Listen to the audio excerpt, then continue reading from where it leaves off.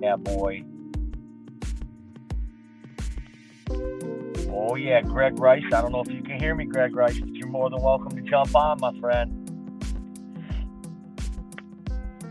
We are live. Nobody but Main Event Mike here with you fine people, if there's anybody there at all. May the sun god shine upon you. Shineth upon us. Sun god shineth upon you.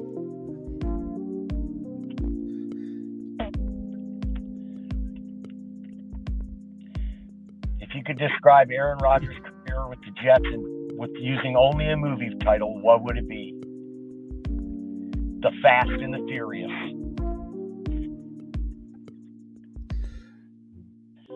That's not heartless or anything.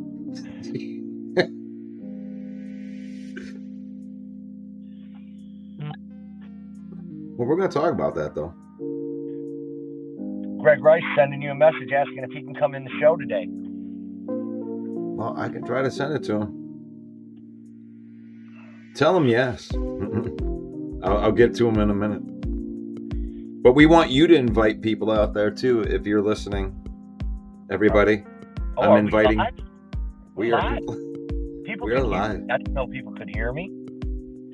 Of course they can.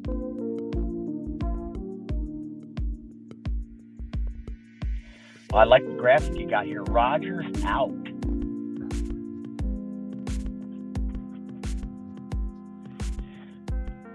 It's not official, but they're saying ruptured Achilles. That's 4 to 6 months of recovery. That's just for you to walk. That's not play football. That's just walk. I don't wish injury on anyone.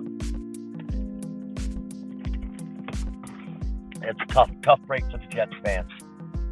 Yeah, we're definitely going to talk about that today. Make sure you get. How about the Cleveland Browns truck sticking the Bengals? Could Cleveland now be in contention for a Super Bowl with the Jets? Obviously not going to take up one of those spots. Could Cleveland sneak into the playoffs with a great defense, run game, Deshaun Watson? They got Jim Schwartz coaching the defense, great defensive coordinator. Could it be a Cleveland Browns, Detroit Lions Super Bowl called the Russell Wayne Bowl? Come on, man. I'm trying to keep a straight face on the other side while I'm inviting people. Please take the time to subscribe to the YouTube world we live in. What a topsy-turvy. I mean, some team called the Golden Knights won the Stanley Cup. The Golden Knight. What's a Golden Knight? Sounds like a condom I used in the 80s. The Denver Nuggets won an NBA title? The Nuggets? Holy moly. Why not the Detroit Lions then? I love that. I love that call. Topsy-turvy world we live in.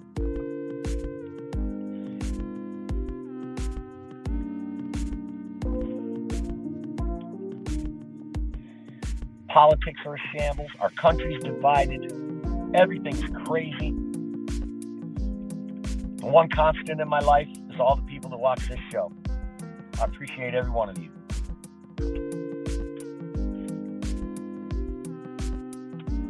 Yeah, we're getting close. Let's get that intro going here.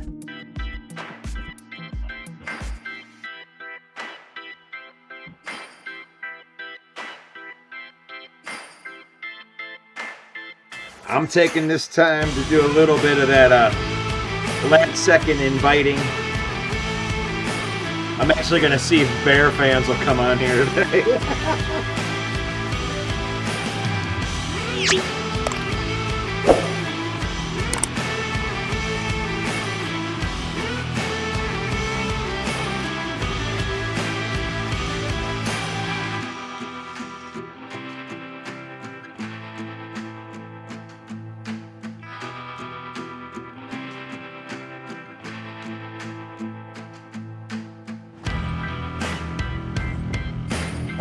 All right, Gregory. I'd love to have you on my show.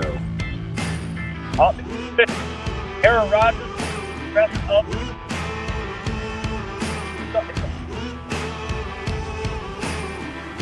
Wow, what a tough break.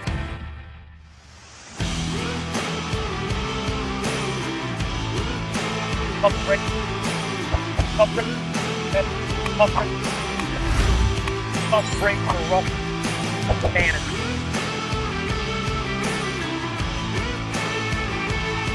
MRI, go. All over that.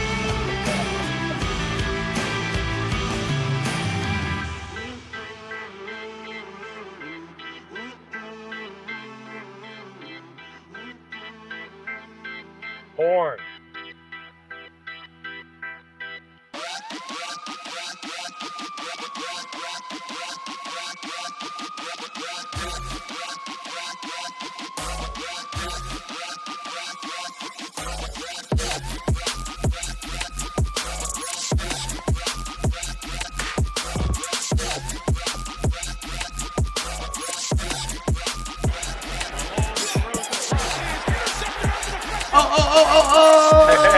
There we go! The touchdown, baby!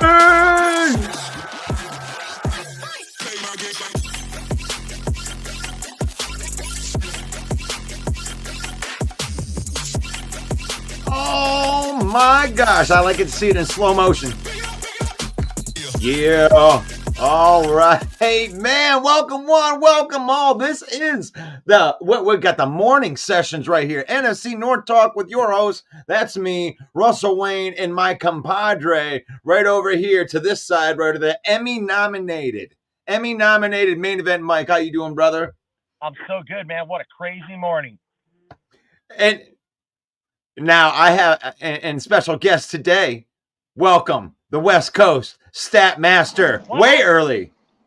Yeah, super early. What up, gentlemen? What's up, buddy?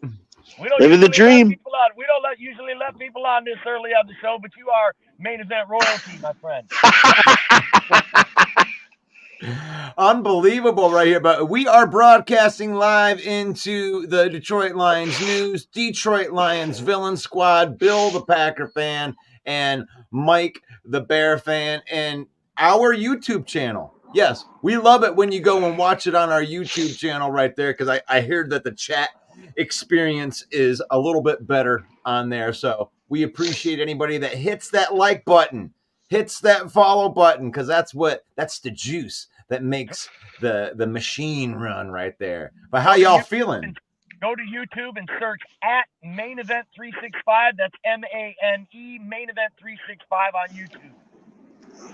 It is, and I'll throw a link in there. I'll throw a link into the chat right now that will go to everybody's page right there. If you want to jump onto the YouTube channel right there, as we're talking about some major things. I mean, it's just amazing how 24 hours and all of a sudden we have this injury. So I wanted to start with you, Greg Rice, this Aaron Rodgers injury. Give me your thoughts on the effects. I mean, on NFC North, on that division, on really everything. Well, let's start with the NFC North. So it looks like the Packers are out of a first-round pick. So we can just get that out the way right now. In terms of it actually affecting the Jets, look, they were a team that was primed for a Super Bowl run. You know, that was such a great game last night. And it's not a knock on Zach Wilson. You kind of want to pull for the kid, see him develop. That is a championship, in my opinion, a championship caliber team that is ready right now. And I'm just not sure if Zach Wilson can get them there.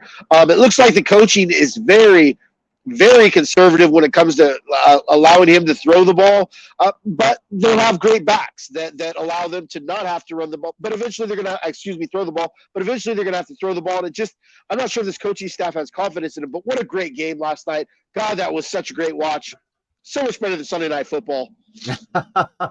Yeah, well, I mean, it's not so great when you're looking at it and you're not seeing Aaron Rodgers out there. Now I know Main Event Mike. I know that you watched all of the Hard Knocks and almost started liking this guy. Yeah, for sure. And I'll tell you something. What really impressed me about Aaron Rodgers was his mentorship of Zach Wilson and the way he interacted.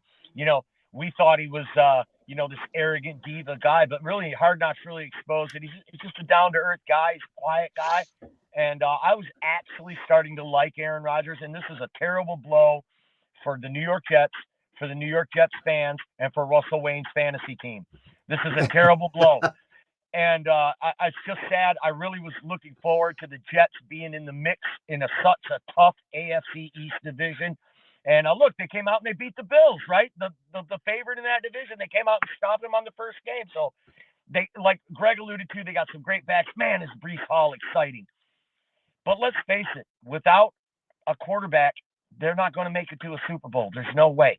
Last year, they were a 7-win team. They have a stellar top 5 defense, maybe top 3 defense in the whole league. And that's going to get you so far, but it's not going to get you to the promised land. Last year, they were a 7-win team. Maybe they can eke out 9 wins this year. Maybe the mentorship of Aaron Rodgers over Zach Wilson has matured him and progressed his game to where they can get to 9 wins this season. But that's not going to cut it. It's not going to beat the Chiefs. It's not going to beat the entire AFC North division. The Browns looked really good, and trucks sticking the Bengals. So the AFC is totally loaded. It was already an uphill battle for the Jets to make it out of the AFC, but now without Aaron Rodgers, it's almost impossible. When you look at the Jets' schedule, it's absolutely brutal. They have Philadelphia, Denver, Kansas City, all coming up in the next few weeks. So going to be real hard for the Jets. It's a sad blow. But like Greg said, hey, let's look at the silver lining. Packers only get a second-round pick for the trade now. And when you put that in perspective, you traded one of the greatest quarterbacks we've ever seen. When it comes to accuracy, I think he's the greatest quarterback that's ever played. Even better than Tom Brady when it comes to putting the ball in a small window. Nobody better than Aaron Rodgers. And you traded him away and got a second-round pick for him. Now, the Packer fans are probably saying, well, yeah, but he tore his Achilles 3 plays in. So, hey, we got a second-round pick for a bum that was over the hill. So that's the Packer fans' take this morning, I'm sure. Still, very devastating.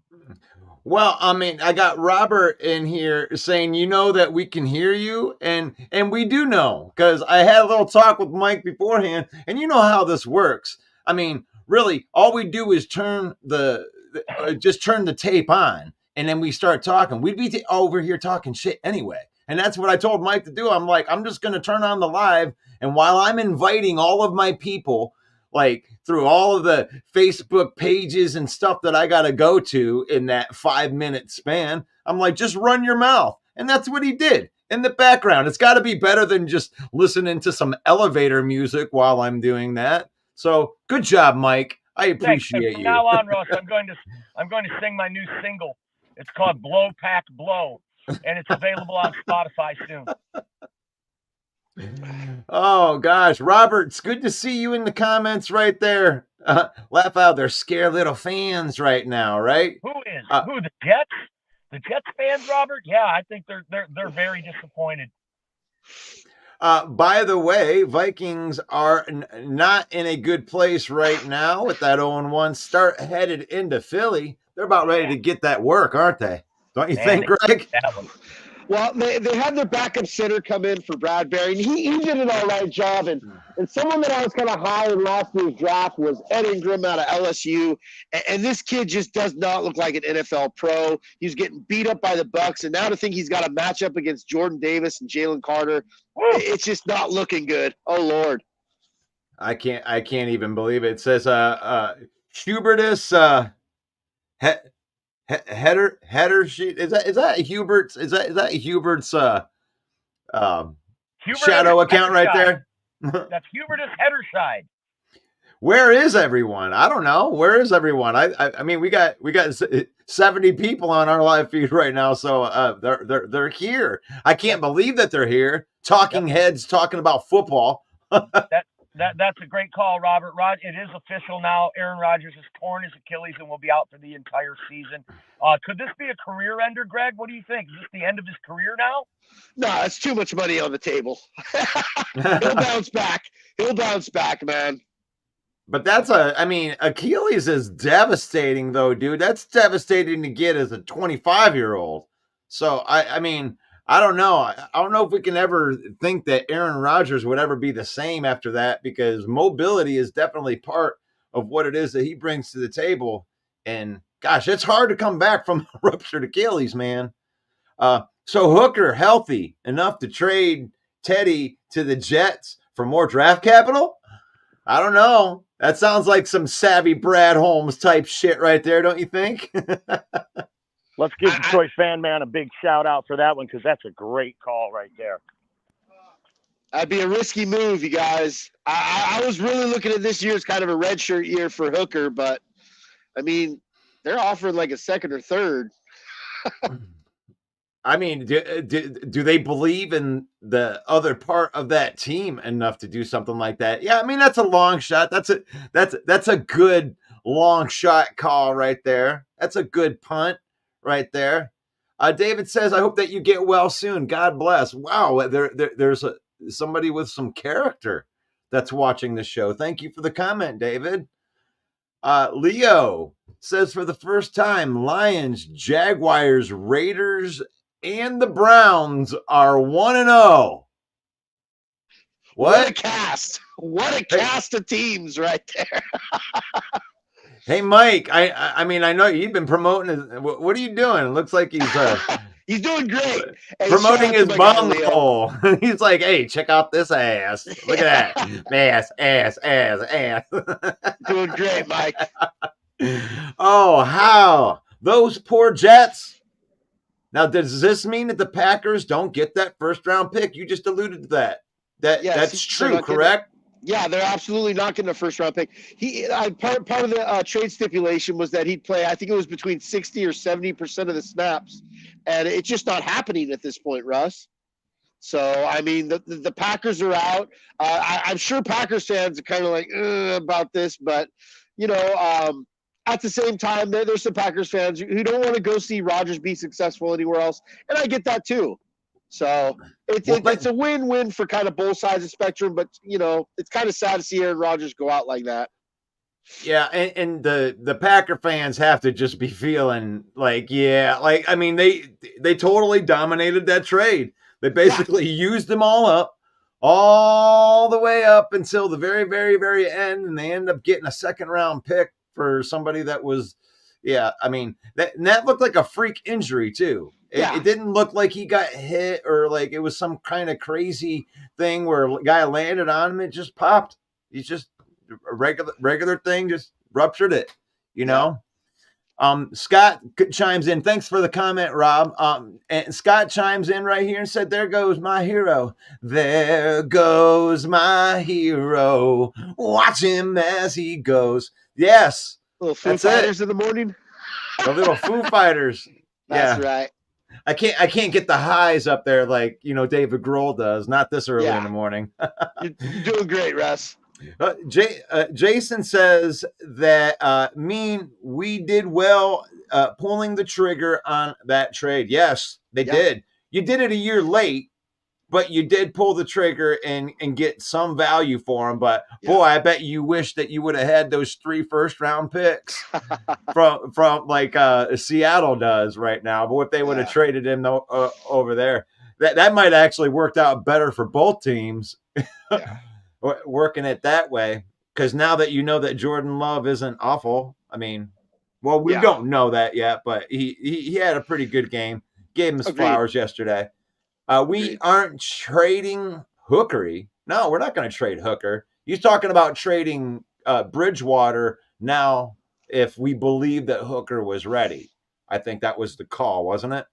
Yeah. I don't see that happening, Russ. I mean, this league, things happen, as we just saw with the Jets yesterday. You don't trade your solid number 2 who's been learning the playbook. That would just, you know, God forbid anything happened to Goff for a week, a month.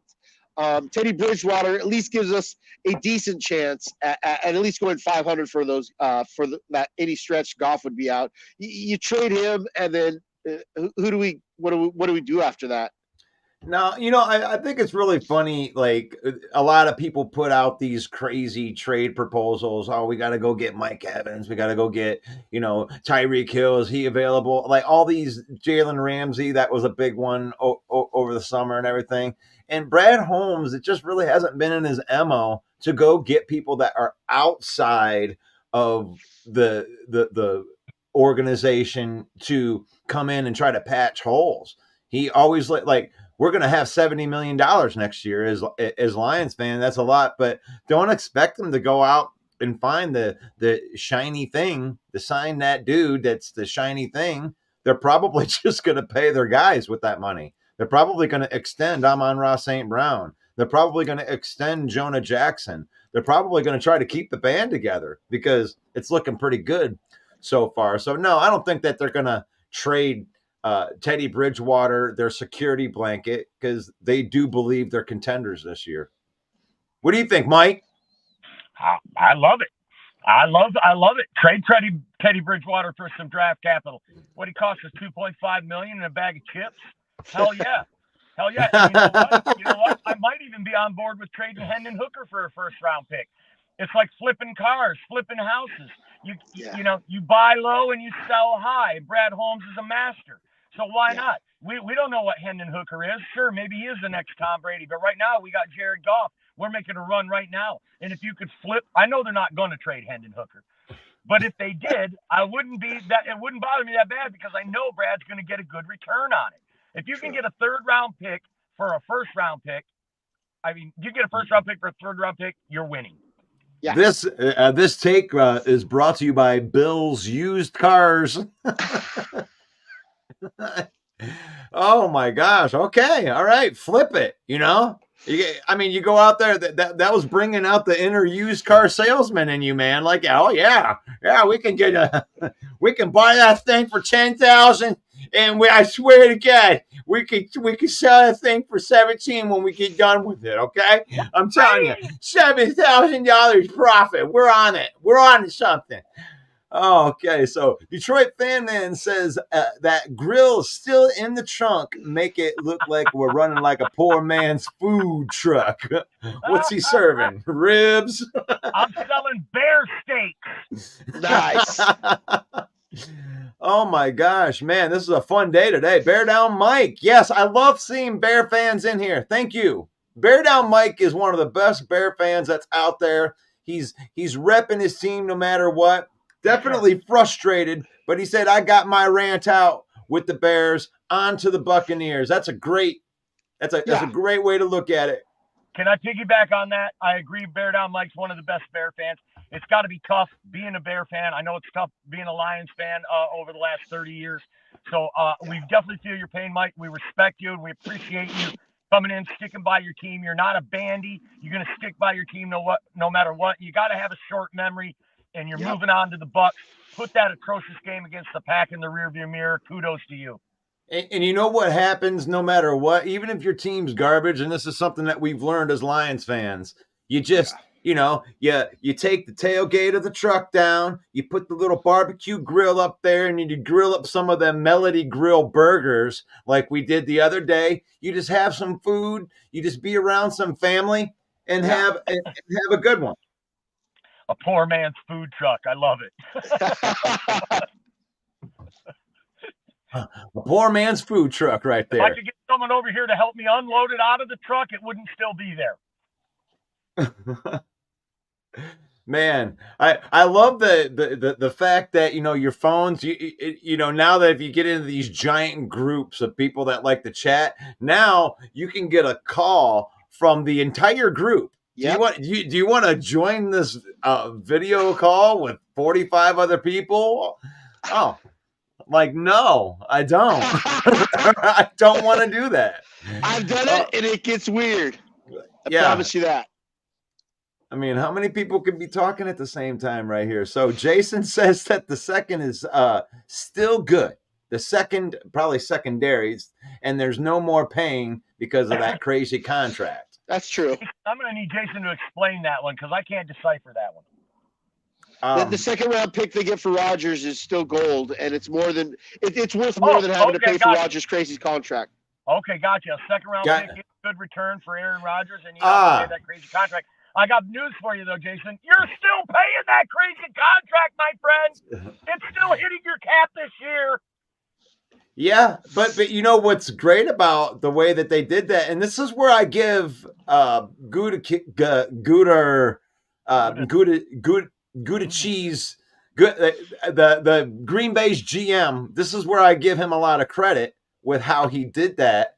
Was he put all of the burden into this year with the contract, so that way he just rips this Band-Aid off. If Jordan Love's any good, he's going to show up next year with like $70 million of cap with a loaded team. So it's like Gouda, Green Bay's GM could, end up being, coming out smelling like some roses right here. Yeah, that's a great call out. I'm sorry, that was hard to do with the straight face. The multiple attempts you tried there to pronounce Gudakins, I think I'm saying it wrong now. What was legendary right there? It was legendary. You pulled that off, sir. Oh, Packers won that deal hands down. Yeah, I mean, that's not your quarterback no more. That's the Jets' problem as of 2024. Yeah. Barry, the Packer fan, says no 2024 pick. Yeah, he's saying no first round pick now for the Pack, and he's lamenting it because Barry, of course, a Packer fan in Scotland. Yeah. You think this ends his career? I don't think so, but it's definitely a possibility. 40 years old. He'll be 40 years old at training camp next year. That's a tough sell. I mean, really think of your life at 40 years old. Like if you're a 40-year-old person, just think of the want to do that, right? You got all this guaranteed money or whatever. Is it something that you're willing to do? I mean, that's a hard injury to come back from. Even if he wanted to come back in the amount of time that he needed to. Like if he wanted to be back by next year, he's going to have to work his ass off to get ready. Russ, my counter to that is, look, Aaron Rodgers, if anything, is a very prideful man. And so I understand the 40-year-old debate. Does he come back from this? Look, he's a very prideful man. There's no way that on God's green earth, that man is going to allow his career to go out like that. I just don't see it, you guys. And so you think he'll do it? Like, you think that he'll go 100%, through? 100%. I think he'll pull through, come through, Russ. And how are you going to leave the Big Apple on this note? He would lose a lot of just general NFL fans who liked him even before he was a Jet. For him just to get all this money and leave, I just don't see him doing that. Okay, I mean the pride comes before the fall. And sure. I mean, that's cool if he thinks that he can do it, and maybe he can do it. I want to know that, because that actually hit my heartstring right there. I want to know that in the comments. What do you think? Do you think that Aaron Rodgers can come back from this, or do you think that he will even try to come back from this? And do you think that he can? I guess that would be the best way to put that. But put that in the comments. I want to know what you think, because he's going to ask himself this. I'll tell you what, September 11th, 2023 is a day that will live in infamy as the day that Aaron Rodgers played 3 plays in a Jets uniform and went down with a torn Achilles. A day that will always be remembered, I believe, in football history. That day that he steps up to the podium in Canton to get that gold jacket, the announcers, I guarantee you, are going to mention last night. Whether that's next year that he retires or if he's done now, we're always going to look back at this day and remember it. Well, now, September 11th, of course, in New York City has much bigger implications than that, but definitely a memorable night last night. And kudos to the Jets for coming back and winning that game in overtime against a tough opponent. Yes. Yeah, I mean, Zach Wilson is I mean, it's next man up. It's always next man up. That's why I was pretty hard on some of the people last week trying to minimize the Lions' victory over the Kansas City Chiefs and what they accomplished in that, which was, to me, was amazing for the Lions franchise. And I can't undersell how big that was for the Lions. I mean, the last 2 victories, when you're thinking about going into Lambeau and doing that, and then doing that in Arrowhead, those might be 2 of the hardest stadiums to play in, and especially underneath of the circumstances. Like, I mean, all kudos goes to that right there. For all the Lion fans that are out there, feel good. feel good about that win and take that win into this next. I hope that was a good Mike, segue. Russ, real quick, sorry to. Can we talk about Josh Allen? Is this guy overrated a little bit? Are we a little jumpy on his arm strength and his mobility? I mean, 3 interceptions and a fumble. I called it out last year after that stinker they laid up in the playoffs. I don't think this guy's elite. I think he's top 8 for sure. But I don't look did great against us last year on Thanksgiving. He has those moments. I don't know if this guy's even top 5. I got him top 8, but I'm not sure. I'm not so sold on Josh Allen anymore. I hear I'll just leave it at that. He's got all the physical tools, but let's face it, he's got a super stacked team all around. Yeah. A defense and offensive line are one of the best in the league on both sides of the ball. He's got Stephon Diggs. He's got an incredible secondary back there. He's got everything he needs. Absolutely, Josh Allen is overrated. He's got the tools. He went to Wyoming, for goodness sake. That that quarterback factory of Wyoming. And look, in his first year, he led the league. He set the record for most interceptions by a rookie. Definitely Josh Allen's a good player, but I think he's overrated for sure. Top 10 maybe, but definitely not top 5. I love this question, and there you go. I know it's a little bit off keel for the NFC North talk here, but I don't know. We do football talk right here, and I love this question. And I brought something up during last season about how I believe that quarterbacks, rise and become those elite players, and I think that they do it in tiers. When they figured out Patrick Mahomes a couple years ago, he had to adjust his game to the way that defenses were playing him. And when they do that puts them into another tier level. Now,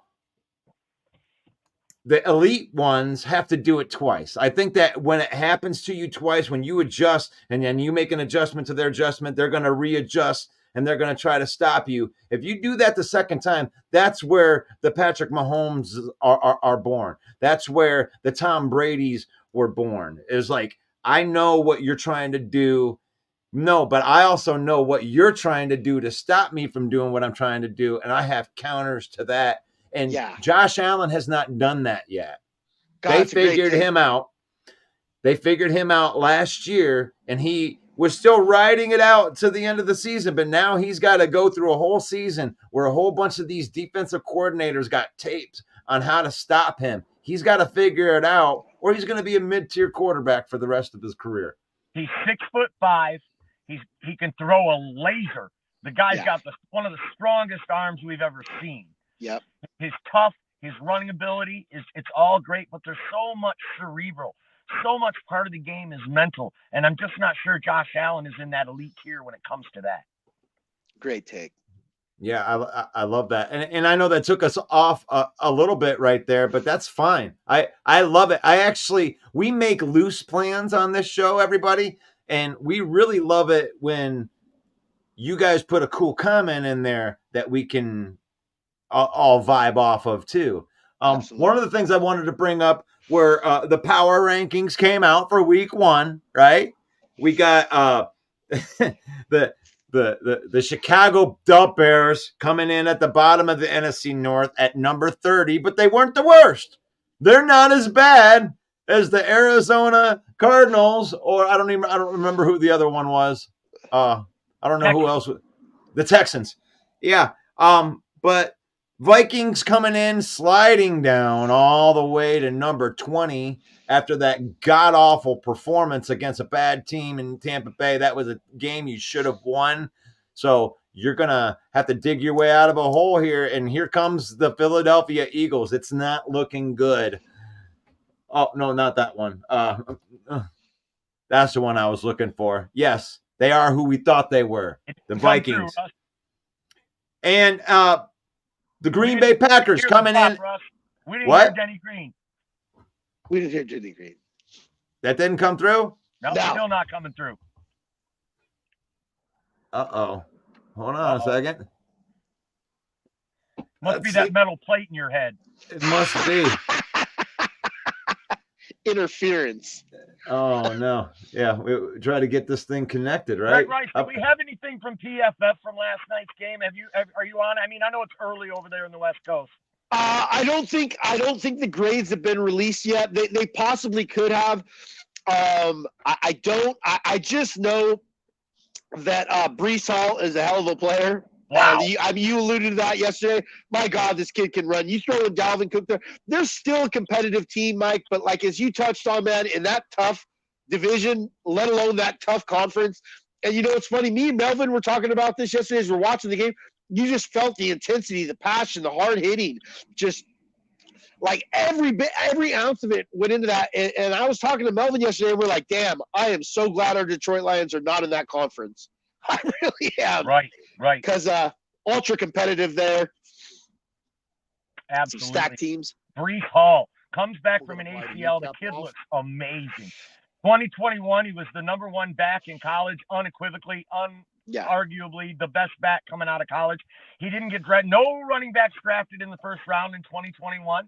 Yep. And he's the first back off the board, and you're seeing why. I think Garrett Wilson is the real deal. Yes. We might be talking about this kid as top 5 in the whole league by the end of the year. Agreed wholeheartedly, Mike. And you know what was crazy last night is he actually caught his first touchdown pass from Zach Wilson. To think this guy played a whole half season with him the year before that. And because Garrett Wilson, you heard the rumors on the rumor mills that he was unhappy with his role with the Jets, as were a lot of Jets receivers. But seeing Zach Wilson finally get that touchdown pass to him, and hopefully it opens up things for Zach. Well, he's never going to be an Aaron Rodgers, but if he could just be serviceable, maybe they could sneak it for a wild card. But my God, that division, after you look at the performance Tua put on, 92.8 passing grade from PFF, one of the best passing grades ever. Kid almost throws for 500 yards. And then you got the Bills. I'm not willing to completely write them off. Still a great team. Just a crap performance from Josh Allen yesterday.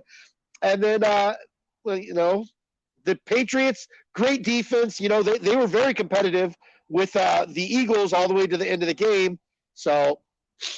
And wait, this just in. Aaron Rodgers is consulting a witch doctor for a second opinion. I love it. Are you guys hearing my drops now or no? We hear it. I love Terrell Owens. Wait, I heard that one. I just heard that one. People, these are all my people because these are all my people because they're really low though. There's something wrong with the audio. Can you try the Denny Green one?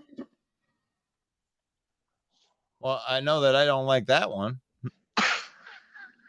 Stop playing with us. Acknowledge me.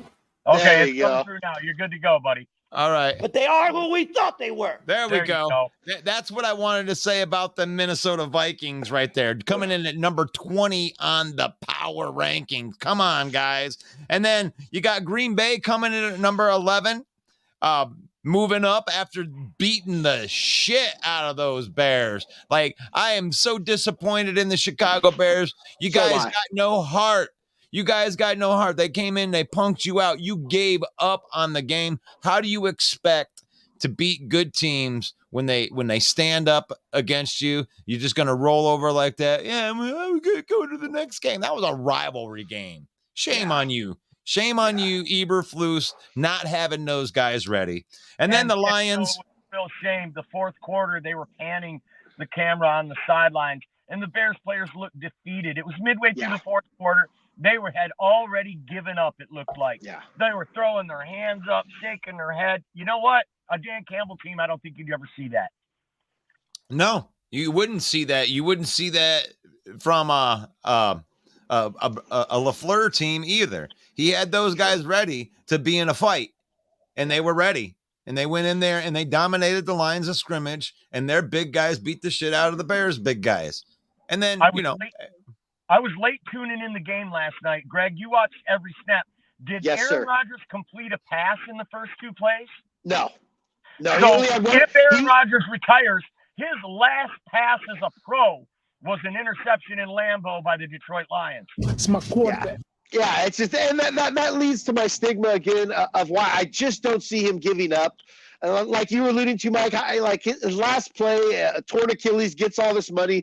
That would leave a sour taste. And like I said, not just Jets fans or New York fans' minds, but kind of across the league. You know, I just, like I said, Aaron Rodgers is a very proud guy. You know, he does have the drive. He seems so reinvigorated. I did see a couple episodes of Hard Knocks. He looked like he really wanted it this year, Mike. And that's why my stigma against him just retiring after collecting all this money. Oh, some of these comments. Rob says that 9 more months in the darkness room for Rodgers looks like. It sucks. Prayers for Rodgers and get better, and he will come back when the time is right. Don't think that he will go out like that, but you never know either. Hey, sometimes the body gives out. I mean, I'm sorry, but it's hard. That's a hard injury to come back when you have a full healing body that's in your 20s. It's a damn shame that it happened, because I was really looking forward to seeing what these Jets could do this year. Yeah. Their fans deserve it just like the Lions fans do. Yeah. And it's just a shame for them.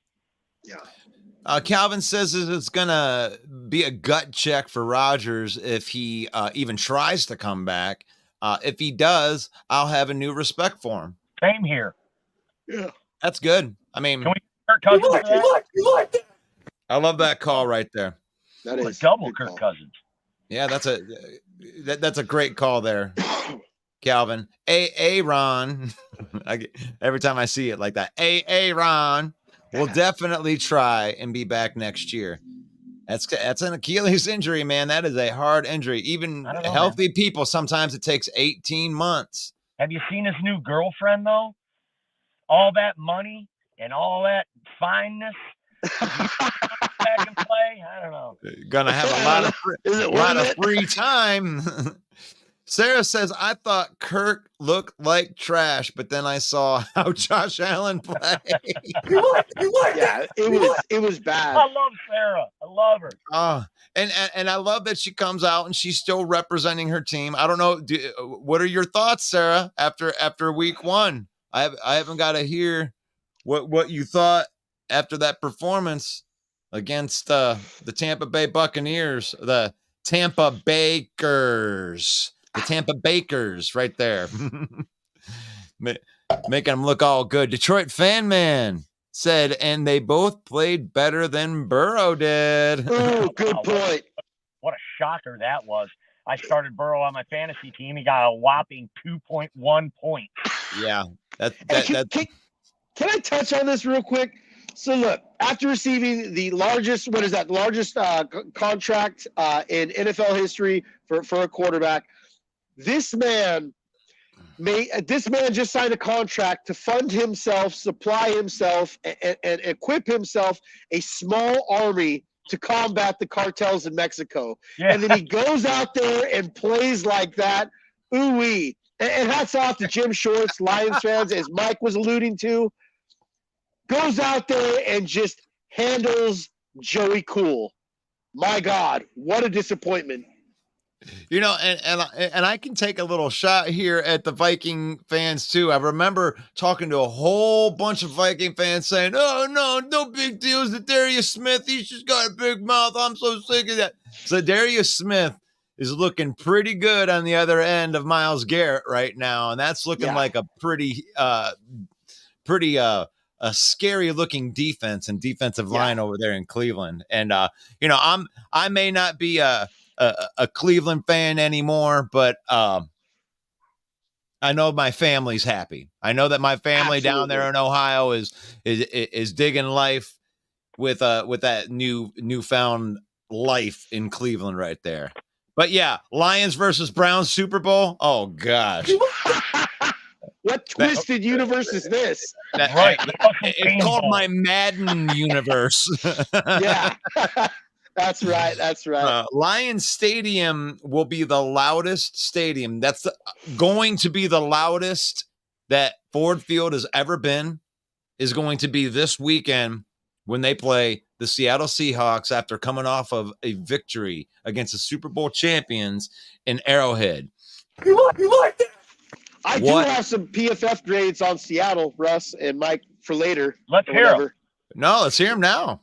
Well, I mean, if we're talking about our upcoming opponent in Seattle, look, they had a terrible performance. Like, it looked like old school Matt Stafford out there, just slinging and winging that ball, and he was just shredding that defense. Look, out of the 22 players that took defensive snaps for the Seattle defense, 11 of those players had subpar 60 grades. That is not a good thing. Their 5 best performers were Nwosu, obviously Wagner, Mario Edwards Jr., looked kind of little old school shades of him. Devin Bush, this name should be familiar to main event Mike, played very well, and of course Tariq Woolen. Other than that, though, you guys, then you go to the offensive side of the ball, and their top 5 performers were no one other than K9 that we expected. Abraham Lucas still performed well. Looks like he went out, though, one of their tackles. DJ Dallas was their best running back, actually, believe it or not. I'm telling you guys, I'm not sleeping on Seattle. They went out there and they laid a stinker. They're well coached and everything, but it was not flattering what they did. And Geno Smith looked like Geno Smith of old in that game. They're going to really need him to get back to where he was. I hope he doesn't. They're going to need him to get back to where he was because they need him. And even with all the talent on both sides of the ball, as Mike was alluding to with the Jets, it does come down to quarterback play. This is a quarterback-driven league. If you can't at least have decent game management there, then you're going to be hurting. And especially in the NFC West where we kind of wrote off the Rams. Obviously, the Cardinals were – I don't think anyone's high on, but they're still in a division with the Niners. And, unless they want the Niners to run away with it, they got to play better ball. And to come into Detroit and have to play at Ford Field, a team that just beat the Super Bowl champs, is a tough task. Let me ask you a question, Greg. Yeah. Since you have the PFF stats right there, do you have the PFF stats for the Lions by any chance? Absolutely, sir. So what I want you to give to the audience right here is I want you to give me some overall grades on these offensive linemen that the Lions are bringing into Ford Field. Okay, so 2 of our top 5 performers from last week. Actually, 3 of our top 5 performers from last week were offensive linemen. Big V, shout out to him, man. You killed it in 21. You came back this year. You were our highest graded player, man. With an 88.4 offensive grade. 5th best was Frank Ragnow, 75.1. Panay Sewell came in at 4th with 75.5. This offensive line was humming. Taylor Decker did decently well. Jonah Jackson was our lowest graded player, and it's interesting because he kind of just didn't really play too well, especially in the first half. Kind of got it together there in the second half. But give that grade. What is the lowest grade on an offensive line? Our lowest grade on our offensive line was let me see here. Jonah Jackson. Where you at? It was Jonah Jackson. I think it was 64.4, which isn't bad. That is what you call a good performance, because when you're looking from between 60 to 70, you're coming out of that average performance into above average from 60 to 65. 65 up is good performance. 70 is very, very good performance. But when you get into 80s and 90s, you're talking about dominating performance. Yeah. And I give Jonah Jackson a pass on that as well for grading that low, because he was going against Noddy for the Chiefs without Chris Jones. That's their best defensive lineman, going head-to-head on every play with Jonah Jackson. Right. So the fact that he came out over – Noddy also had a sack, too. He gave up a sack, so that had to hurt the PFF grade for Jonah. But overall, good performance. They had a shaky first half. But I know, Russ, you're so high. It was so great for us to see these 5 finally take the field together, $150 million offensive line. And I know you think this is like the face of the franchise. Absolutely. I mean, look at it. Look at it, how they used their identity to seal that game the other day. Yeah. Everyone thinks because it was a 1-point game, it was like this close game. But when you go down the field and then your guys just push the guys out of the way and let that running back walk in for the touchdown, and then you're at the end of the game kneeling down with 1 minute and 40 seconds left. Even if Mahomes had went down and scored, we would have still had that time to score back. So we got to close the game out. That's what you want to see. I'm taking all of the power away from you, and then I am just, you're done. You're done. Your game is over. Watch the rest of the time come off the clock, Mr. MVP Patrick Mahomes, because that's where you are. You're on the sideline. And that's what an offensive line does for you. It lets you control, win time of possession, and be in control of the game and not Patrick Mahomes. And it ties directly to Dan Campbell's philosophy, right? Drag you out to the deep water in the fourth quarter because we're so deep and we're winning on the trenches and your guys are wore out. And that's the strength of our team. And I think we saw that play out exactly like that in Arrowhead. And teams that are not good, the ones that are struggling, like those scores that you just said, Mr. West Coast Statmaster, here we are with Geno Smith with an entire year of tape. Guess what? The NFL's figured you out. You're going to have to figure out how they figured you out, Geno Smith, or this is going to be a long season for you. And I think you're going to have a hard time this week. Aiden Hutchinson basically cheated on the entire game. They're going to be watching that a lot closer, and he's going to eat this week. Aiden Hutchinson, I'm calling it right now, at least 2 sacks, if not more. And this will be definitely a vengeance game for Aiden Hutchinson. So look, last year he matched up against Charles Cross, who could be back in the game this week. And last year, Charles Cross absolutely owned Aiden Hutchinson. This was early. This was an early game in the year. Aiden Hutchinson was still kind of working out some kinks in his game, but he was manhandled by Charles Cross. I don't think that's going to be the case this year. Even bigger is you look at those Seattle weapons and you're like, wow, that is amazing. They do have some good pieces there. But this is a rebuilt Lions secondary. And I'm actually hoping to get back Emmanuel Mosley this week. I haven't got an update on it yet because he's matched up and played very well against him in his Niner days against DK Metcalf. Yep. Even if he's not a go, I like our secondary much more with obviously Brian Branch, with the upgrades of CJG. Who else am I thinking? Sutton, who I look to have a bounce back game this year. This is not the same secondary. I think these guys are hungry, and I look at this as a 2-point revenge game. Seattle kept us out of the playoffs last year. That game went on before the Packers game, and then they also beat the brakes off us at home. I mean, not the score looks good, but the fact that they didn't have to punt last year was just embarrassing. Right. I look for Aaron Glenn to just absolutely come out here and just put it on Geno. And then look at this comment by Sarah on the Vikings. She says she's been wanting Kurt gone for like 3 years. That brings us to our SKOL acronym of the day, Russ. Are we ready? I'm ready, man. I get excited. It is sack Kurt out of the lineup. Oh, Lord. Send Kirk off the lineup. I don't know. That's a week. You've had enough of that shit. Yeah, you've had better ones. Whatever. I've had better. A 7 out of 10. That's not bad, Mike. Oh, 7. All right, I'll take it. Yeah. Steve is real. Yeah. All right. Will the NFL take the Jets primetime games away with the Rodgers out for the season? Well, they're allowed to. Definitely the flex game. They're not allowed on all of them, but the flex game, the ones that are designated as flex games, they absolutely could. And Steve is real. Yeah, that's a great call. That is. All right, Calvin. Okay, he's talking to Sarah. I'm not going to be in there. Yeah. To the coaches. Yep. A-Dub says, A-Dub, good to see you in there, A-Dub. They gave up on where the Bear fans booed the crap out of the game. Oh. Yep. Yeah. Oh, they were. The Boo Birds were up big time. If anybody watched that game, by the middle of the third quarter, you're down 2 possessions, and you're doing. And Justin Fields, you look at his passing chart by next gen, and it was really a dink and doink offense. You go out there, you get DJ Moore, who's a big physical receiver, good intermediate routes, and we only really saw him in the first half. They got a lot of stuff to clean up there. And when you start getting booed at home this early in the season, that puts pressure on the entire front office. I do like the talent that Poles has assembled. And I don't mean to blame it all on the coaching because I don't want to be sounding like some of those Bears fans because Justin Fields obviously didn't perform well. But at the same time, some of that play calling was very wishy-washy. You got to stretch the field. Teams are obviously going to crowd the line and want to contain Justin Fields.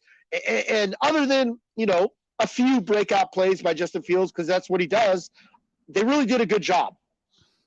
Yeah, I didn't really. I was so unimpressed with Fields especially when it got into moments where they were it felt like they were strong for like a half, and they were willing to stand in there and take some shots. 10-6, they're feeling it. But once the game started getting away, it just felt like Justin started doing too much. He held on to that fumble was ridiculous. How many times are you going to let somebody come from behind you and punch the damn ball out? Why don't you learn how to protect the football?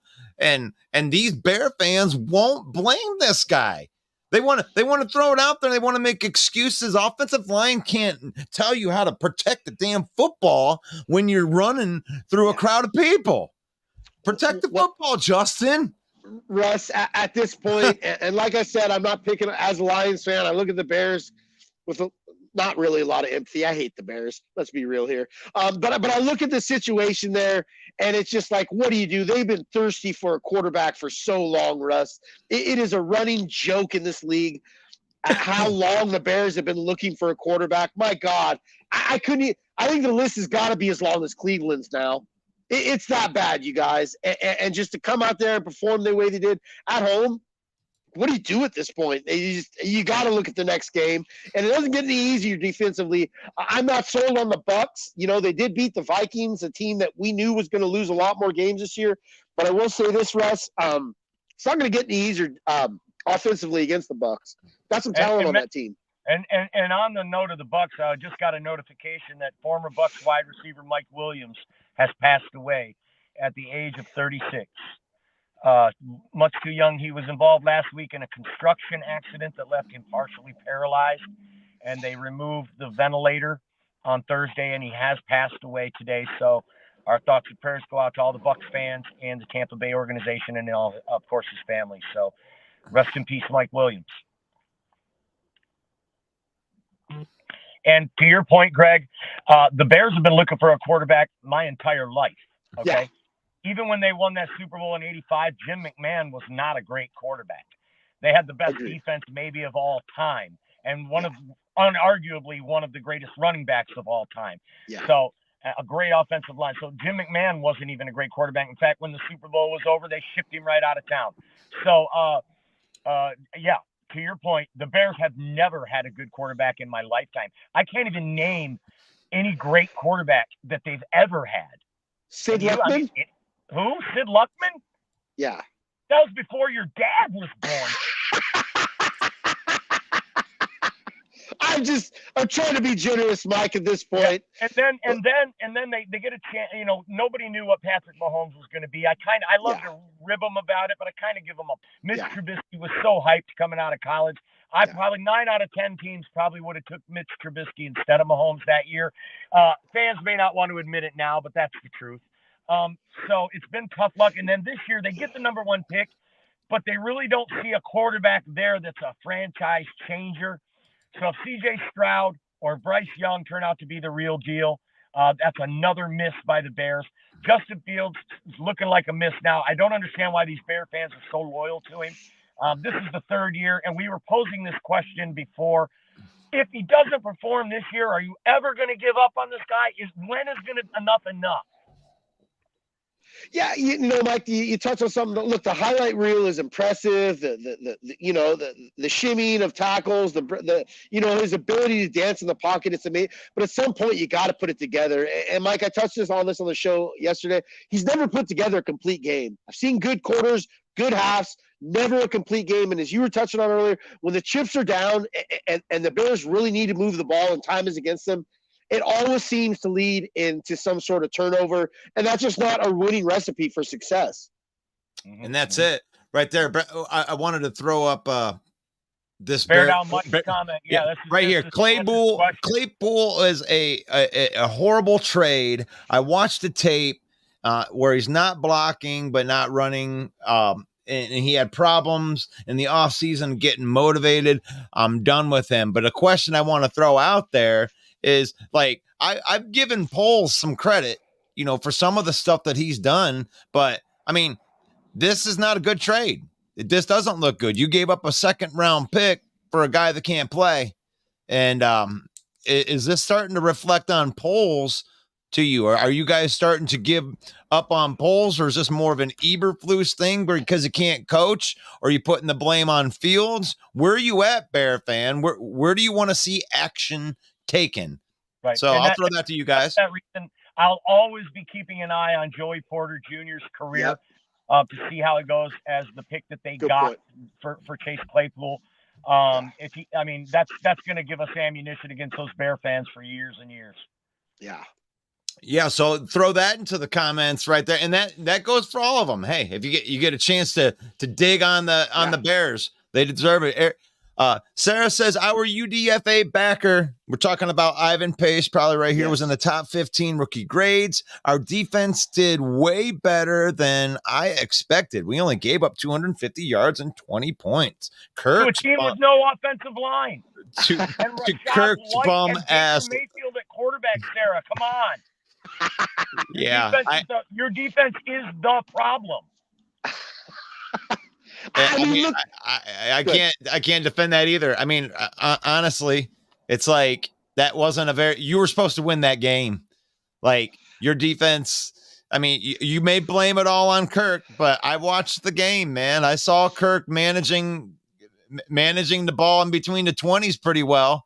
And then it usually just came as some sort of bonehead thing inside, the 20-yard line. When you have a chance, you're moving the ball down the field. You got Justin Jefferson. I mean, the team is. But they are who we thought they were. I mean, I'm sorry. Go ahead, Greg.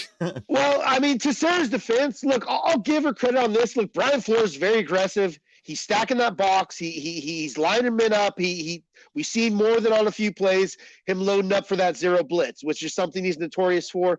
The Vikings defense as a whole graded out pretty average for PFF, which on a positive note is definitely an upgrade over what they were doing last year with Donatel. But at the same point, Cameron Bynum was their highest graded defensive player at 82.5. Vaughn Pace, she was right, was their second highest graded player. He had a 75 grade. But some of the big names that are still left on that defense weren't exactly graded high. They had a bunch of players graded in the 60s, 70s, which, like I said, is an upgrade definitely over last Harrison year. Smith. Where was Harrison Smith at? Because I heard that he didn't have he didn't have that good of a game from what I seen. I'm assuming he was mid. I don't have him on my top 5 highest or top 5 lowest graded players. But players like Harrison Smith, they need to be on the higher end of the spectrum just because they are such a young defense. I know Brian Osmore was not very good at his showing. I think he might just he might end up special teams at this point. I know they were high on him. Lewis Seen, it was talked about, didn't grade out exactly very well either. Like I said, Flores is getting what he can out of these guys, which is an improvement over last year, but it might not be enough. So Brent says if Justin Fields had 7 seconds to throw, he still would not have enough time. Well, I think 7 seconds is plenty of time to overthrow someone. Oh, it's a few comments back, Bear Down Mike answered our question. He said that if Fields doesn't produce this year, he's done with him. Yeah. Right. Yeah, you're right. Here it is right there. I'm sticking with him for now, but if he doesn't show improvement by the end of the season, he's gone. He's gone or he's benched. I think he could be traded at that point, Mike. If you can recop some draft capital for a guy who at this point of his career looks like a gimmick player, you definitely do that. My biggest thing is the Bears had great preseason, and yes, I get his preseason performance from, I do believe, Tyson Bagent, their backup. He's one of the highest graded rookie or UDFA performers according to PFF. If the Bears go into this 0-4, 0-5, or 1-5, you know what I mean? It's going to be interesting to see if they get calls at home. Start this Bagent kid.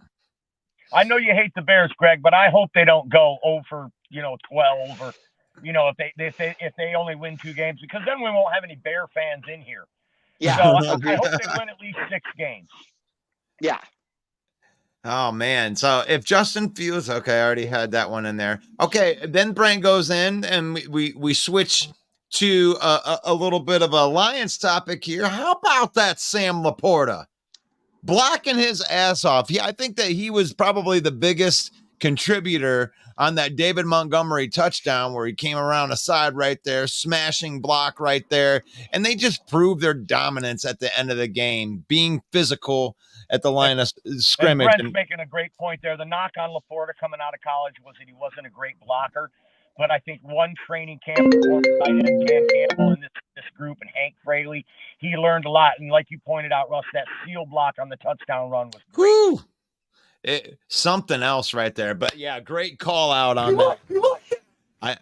I'm loving the Sam Laporta pick. And I was talking to you about this a little bit earlier, and Greg can comment on this, but it's like every week we're going to be going through this thing like a Brian Branch thing. With those first 4 picks that we have, it could be any one of their breakout games right here. These guys are next level. Which one of these rookies do you think is going to show out in this next game out of these top 4 picks that we had?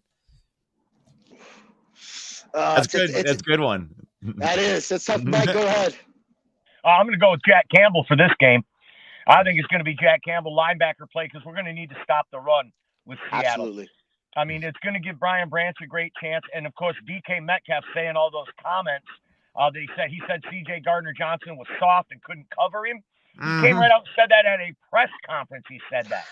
So I think that there's going to be a lot of battles in the secondary. There's going to be a lot of opportunity for Brian Branch to show out. But I really think it's going to be Jack Campbell.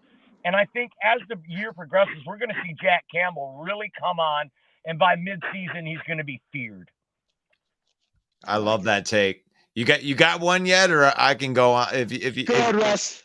I think 100% in this game, because of our offensive line, it's going to be Jahmyr Gibbs. I think that you are going to see the Jahmyr Gibbs coming out party right here, and I'm going to go on and say he's going to have 2 long touchdowns in this game. Wow. Maybe one in the pass, one in the air. I mean, I'm not going to say pass or air, but however it happens. Yeah. I'm a little disappointed that Seattle lost to the Rams. I would much rather them come into Ford Field at 1-0 than 0-1, like you talked about earlier, Greg, in that division. You can't start 0-2. It's going to get away from you.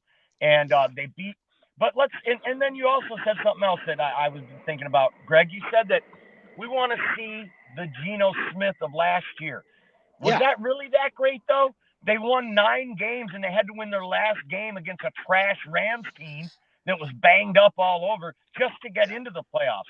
I think Geno Smith is who we thought he was, and the Seattle. But they are who we thought they were. It's a team-friendly contract. It's a 2-year deal, and it's not a ton of money. It still puts him in mid-tier as far as pay for quarterbacks. So I'm not concerned about Geno Smith. I think we're going to see the real Geno Smith like we saw the 10 years prior, who had trouble reading defenses. I'm not going to say last year was a fluke, but last year was a fluke. Well, but it goes to the point that I was making earlier, where the quarterbacks, when you get a lot of tape on you, this is natural progression for quarterback. You know, when you have a good season, you got to be able to adjust to their adjustment, right? Vince Young had a great year. I mean, there's a lot of Derek Anderson. You remember Derek Anderson, the ghost of Derek Anderson? I mean, it's happened before, but the great quarterbacks find a way to get through that. Is Geno Smith that guy? I don't know. I think I'm going to lean more towards what you were talking about, that he's going to kind of revert back to what he was now that people have seen him in this offense. Yeah. I mean, I'm going to be honest with you guys. So, look, it seems like a cheesy, easy pick, but my guy that I'm keeping an eye on is Brian Branch. Looks like he'll be facing off against JSN, a guy who just absolutely lit it up in the preseason. I'm really intrigued by that matchup, and I just want to continue to see Brian Branch's progression. You know, like I said, I had an eye on the secondary all last year. Obviously, Brad Holmes did too with all the upgrades. But for this kid to come in and find himself in a starting spot amidst all this upgrading we did, and to see him go up against another premier rookie, to me, that's the guy I'm keeping an eye on. And in my opinion, just because quarterback is just such an oft injured position, we're going to need his progression. And so I think that's the guy I think I'll be keeping the biggest eye on, and the guy I look to making the biggest impact. I love it. I love that. We had the comment that kind of covered Laporta. Main event Mike covered Jack Campbell. I covered Jahmyr Gibbs, and you covered Brian Branch. Okay, I think we hit them all. All of our rookies are going to be the shit. I can't wait. So without Cook, Brent says, and this is where I had this one on here because this is a great point. Without Cook, I believe Cousins struggled. Yeah. I mean, one either one of you. What do you want? You don't have to put 8 guys in the box for Alexander Madison. Exactly. And that's huge. And that's what translates to 3 interceptions. Yep. And Harrison Smith, if you watch the highlight of the Mike Evans touchdown from Tampa, his reaction was so slow. And his speed, he had no speed to get back there. And he's 34 years old. You look at the box score, he had 2 tackles. This is your best defensive player. Him and Danielle Hunter are your best defensive players. You're in trouble out there in Minnesota, and they're going to have to do something fast to put it together. What do you think? I mean, what do you think, Greg? I mean, look, so Madison is a good. He's a mid running back. He, like Mike explained, look, you're not stacking the box against Dalvin Cook. This isn't of like a who's who of what weapons we have to watch at what moment. Madison, they're going to cheat on the Vikings. Well, look, we know the passing attack's deadly. I like Addison being added to it. KJ Osborne, one of the lowest graded players according to PFF, looking like a 3rd, 4th wide receiver at this point of his career. But yeah, they're missing that element of Dalvin Cook being in that backfield. And Madison to me, he gives me shades of A.J. Dillon, a good short yardage guy, but not exactly a 3-down back who's just going to light it up. And teams are going to be able to cheat in the passing game until Madison proves otherwise. And I just don't know if he has it in him. Right. And I wanted to ask, can I go off topic for a minute, Russ, or you got something you're rolling with? No, I'm hitting the comments. I want to go off topic a little bit. In the off season, right after the draft, we had a show, and I was asking you guys, who do you see making the playoffs in the NFC? And Greg surprised us all and says, I really think Atlanta could make it in one of those last spots. They might even win their division because their division is so weak. Atlanta beats Carolina, which is no big deal, right? They beat Carolina in the opener, but now Green Bay travels to Atlanta. And this is a huge game for Green Bay, in my opinion. Greg, do you think Green Bay goes in and beats Atlanta? I think it's going to be a close game. Look, I was impressed really impressed with Green Bay. You know, you take out all bias out of it. That defense, they got some depth there, especially that front seven.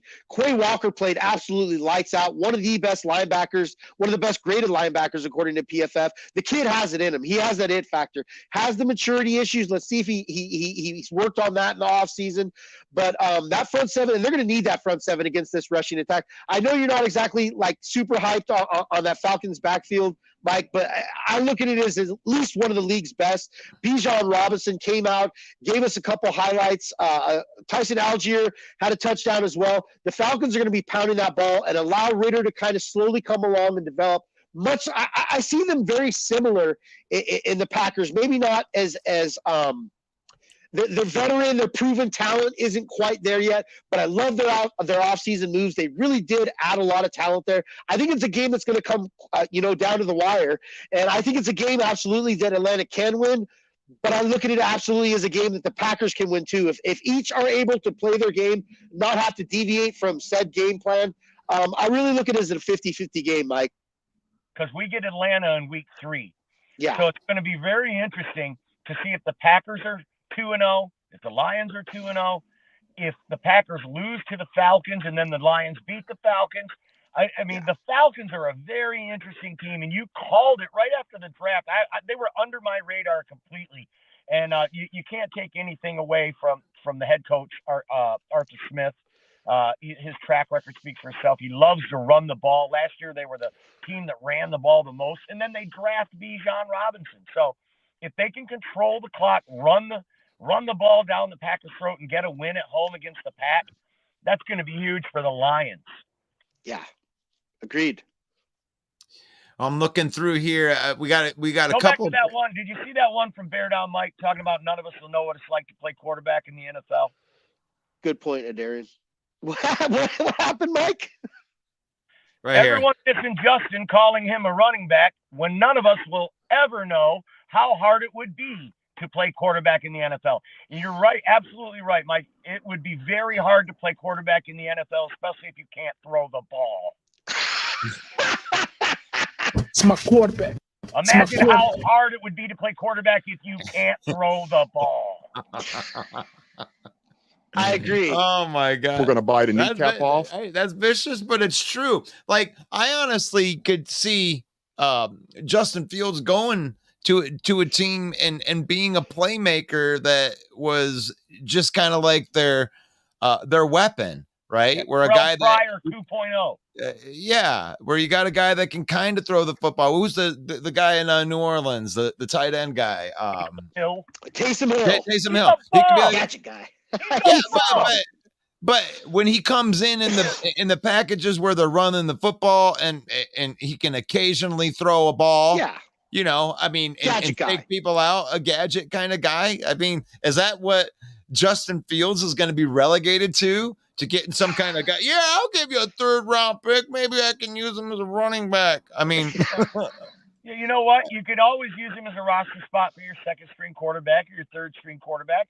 But as far as being a starter in this league, if he doesn't get it done this year, I think his chances are very slim. Well, if it doesn't work out for you and we move on from Goff and Hendon Hooker's our starter, we'll let you come back and back up Hendon Hooker if you want.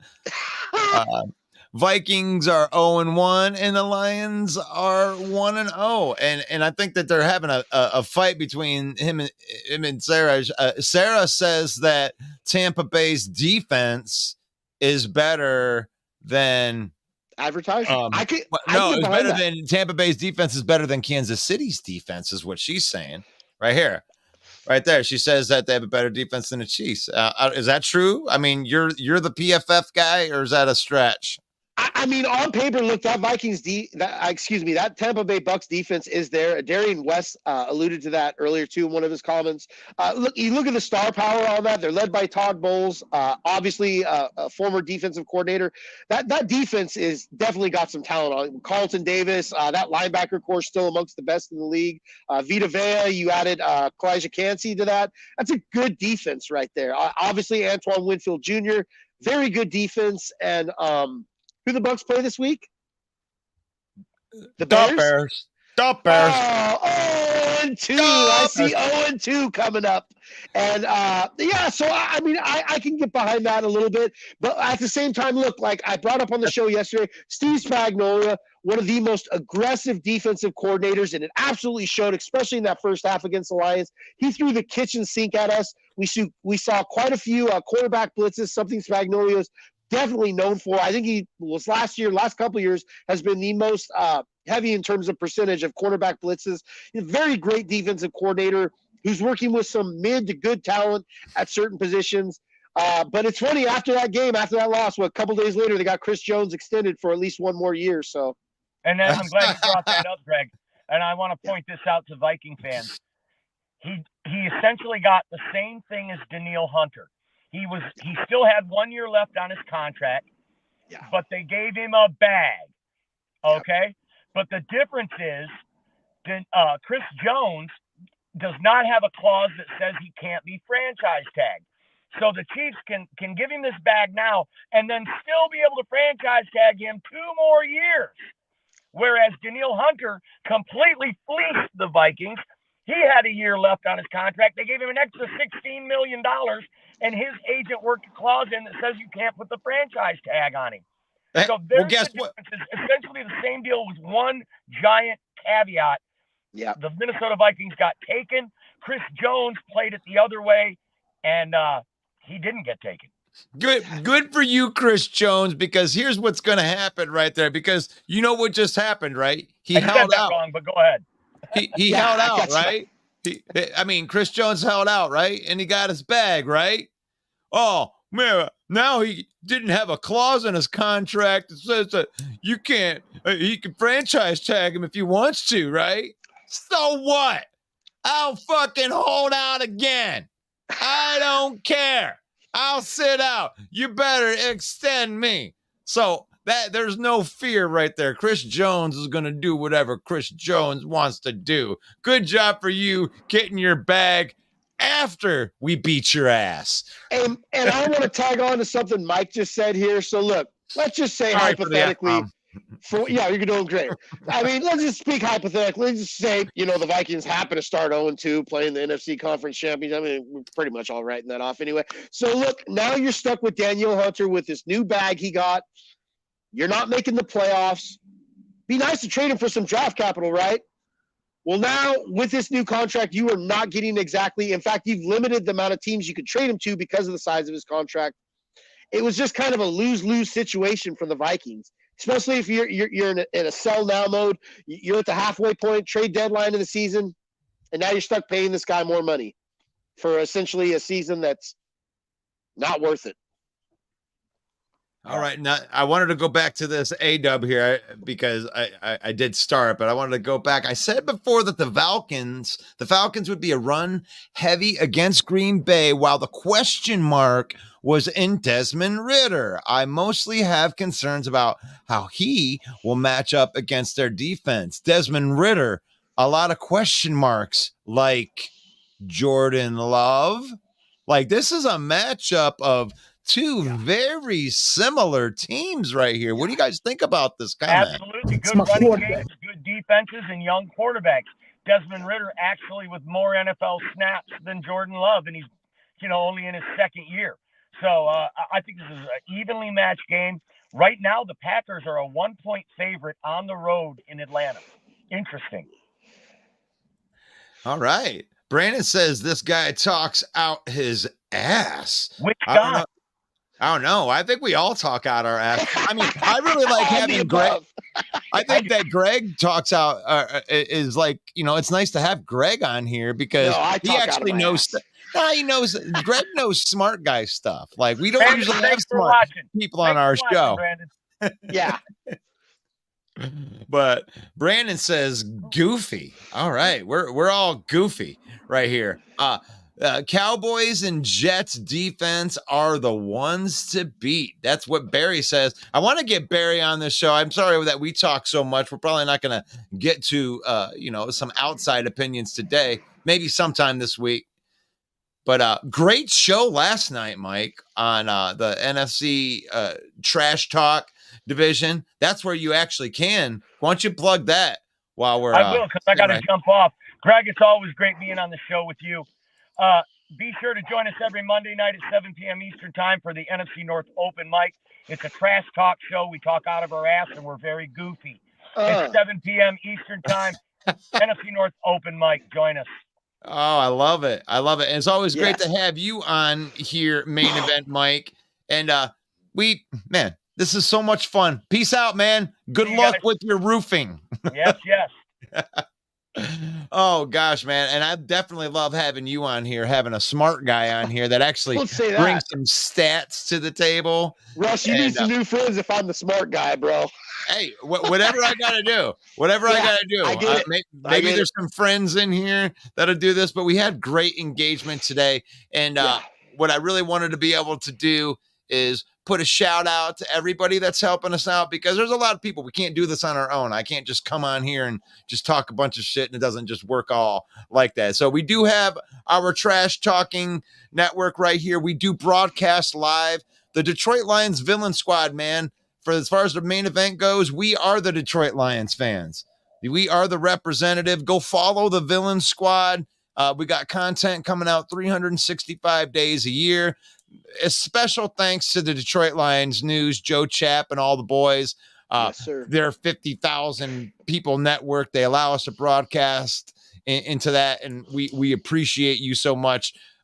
Between the whistles, go subscribe to that YouTube page. Follow the Detroit Lions News. If you're a Packer fan, Packer head right here, Bill the Packer fan. I don't know. We might be moving to the Packer News channel here soon that will be brought to you by the Bill the Packer Fan. But for right now, go follow this page and we'll see what we can do. And Mike the Bear Fan, sorry, man. I know that you guys are not feeling too good, but stick in there, man. We're Lions fans. We know exactly how you feel. And we appreciate you guys coming on here every single morning. We do this. We have a lot of fun. We have a lot of fun doing this every single morning. It's NFC North Talk with me. I'm your host, Russell Wayne. Sometimes we'll get a Greg Rice in here. Subscribe right now to the YouTube channel, and we appreciate it. We appreciate it. So from me, Russell Wayne, and from Greg Rice, we are just loving you. So we're looking forward to seeing you guys tomorrow, 11 a.m. Eastern time, 10 a.m. Central time. God bless each and every one of you, and I will see you guys tomorrow.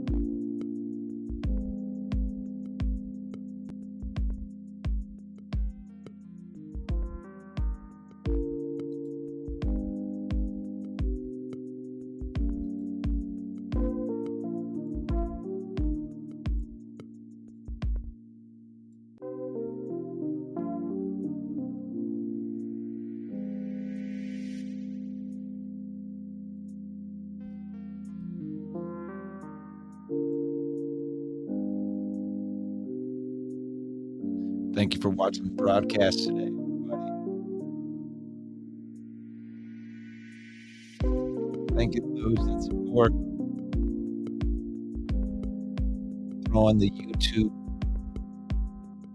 YouTube live stream in there.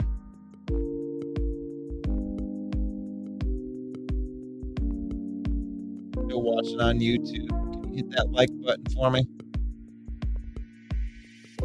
That would be awesome. And if you haven't subscribed to the channel yet, we're trying to help grow this thing. We're just a bunch of fans.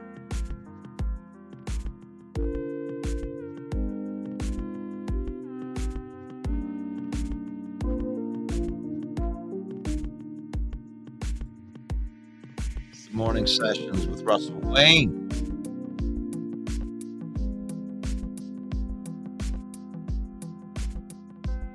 Lions looked good. Packers looked good.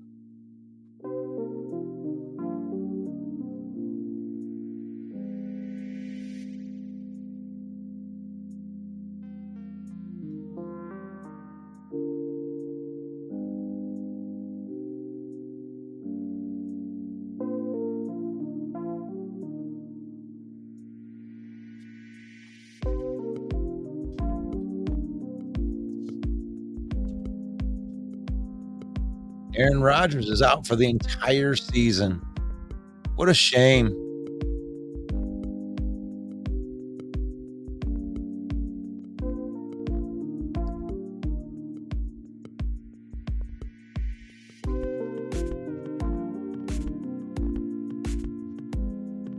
Lions. The Lions are bringing in the Seattle Seahawks. Ford Field is going to be rocking on Sunday, baby. It's a revenge game. Last year, the Seattle Seahawks didn't even punt. Not one time. Not one time. How are you going to not punt? The defense has got to be better. Chicago Bears, they get to play the Tampa Bay Buccaneers. Can they get it right? Can they get right? Can the Chicago Bears get right? It's a winnable game. Are you a Bears fan? Thank you for watching today's broadcast. We talk all things football every single day.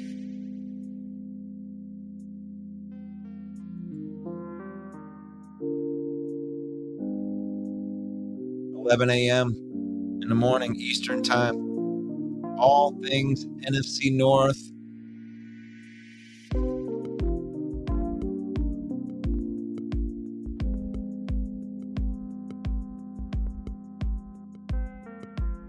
Green Bay Packers. They're going to be playing them Atlanta Falcons. It is. You got two teams that are very similar. Very similar teams right there. Good running games. Young quarterbacks. Young team.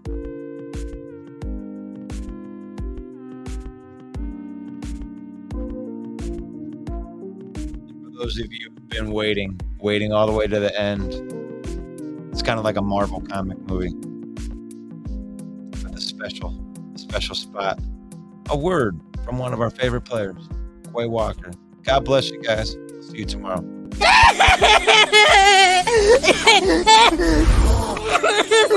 It's not fair. They were so happy. It's not going to be okay. What's going on, Russell Wayne and the Main Event 365 Network? This is Jason Kabinda from the Detroit Lions. Here to give y'all a shout out, man. We appreciate all the support, man. Know you guys are big fans.